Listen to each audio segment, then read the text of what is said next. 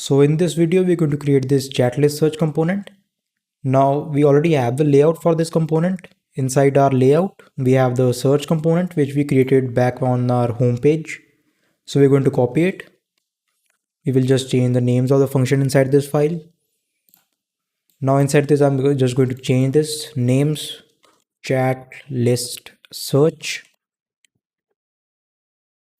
Now, if you do not know how we created this, I would recommend to you to rewatch the video of creating the search component. I'm not going to explain what we did here, and I'm going to minimize this. Now inside this ChatListSearch, we are receiving chats and set chats.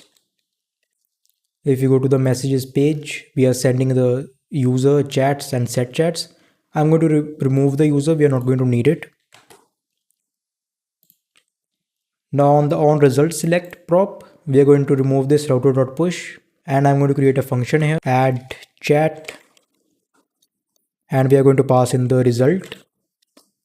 And I am passing in this data.result because the result you select after the search is performed is inside this data.result. And here I'm going to create the function add chat. We are going to receive the result.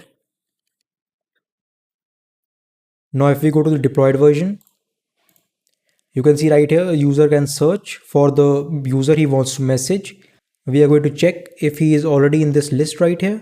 Otherwise, we are going to create a new one. So if I search here Jane, and if I click on this right now, I do not have any chat with Jane. But if I click on this, you can see right here the new chat is created. So we're going to create this search component like this. Now inside the add chat function. So now inside this add chat function, we are going to create a boolean already in chat. So this basically means that there is already a chat with the user. So chats.length is greater than 0 and chats.filter chat.messagesWidth is equals to result._id, and if its length is greater than 0. And here we are going to check if already in chat. We are going to push the user to that chat. So I'm going to import useRouter hook from here. And let's initialize this hook here. So if already in chat, router.push, and our route is going to be /messages ?message is equals to, and we are going to add the ID of the user here. So result._id, and we are going to return from here. Just let's add the return keyword here. Else we are going to add a new chat inside the chats array. So const new chat. So for this new chat, we are basically going to add this data right here. These properties, messages with name, profile pic URL, last message and date. So for the messages with, it is going to be result._id, and after that we have the name.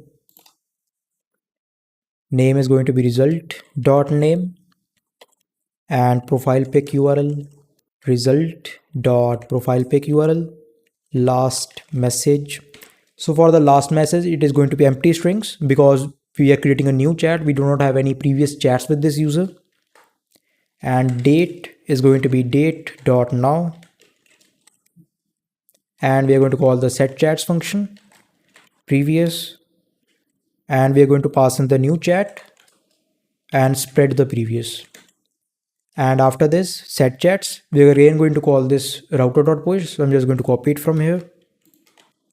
Now I'm going to explain again what we did here. If you remember, when we created this search component inside the layout on our home page, we created this handle change function.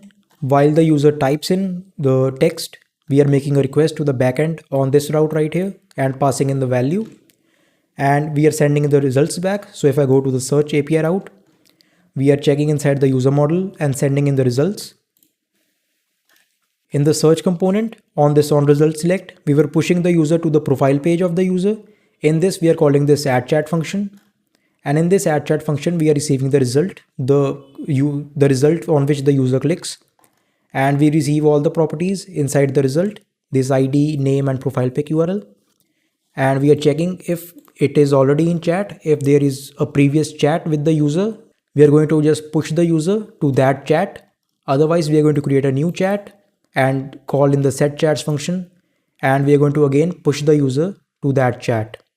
So now if I go to the localhost server, and right now I do not have any chat with John Doe, so I'm going to create one, search for John Doe, and now you can see we have a new chat right here. And again, this is just on front end. We do not have a chat created with John Doe on the back end still. So if I refresh, I'm going to just move back to the messages page. You will see we only have chat in there right now.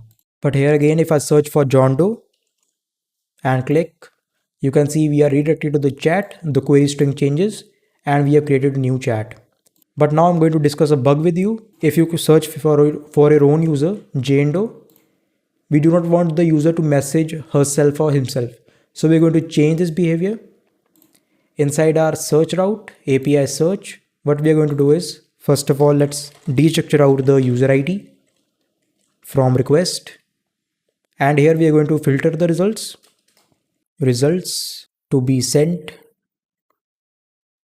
results.length. If it is greater than 0, we're going to run a filter over it. Dot filter result dot underscore id dot toString not equals to user id, and we are going to send these results to be sent, and we are adding this toString because underscore id is by default an object id. So now if I go to my localhost and refresh, and now if I search for Jane Doe, we do not get any result. So only we get the results other than the user who is logged in. So this was all for this video. In the next video, we're going to continue working on this messages page.